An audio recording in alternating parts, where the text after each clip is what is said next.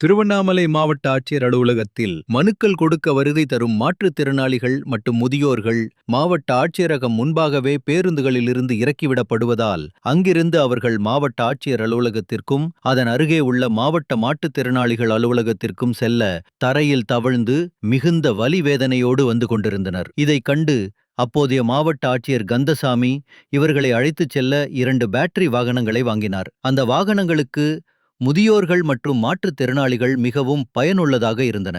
இந்நிலையில் அந்த 2 வாகனங்களில் பேட்டரிகள் பழுதடைந்ததால் அதை வாங்க மாவட்ட நிர்வாகத்திடம் போதிய பணம் இல்லாததால் இந்த 2 வாகனங்களும் மாவட்ட ஆட்சியர் அலுவலகத்தில் ஓரங்கட்டப்பட்டு காட்சி பொருளாக ஆகியுள்ளது.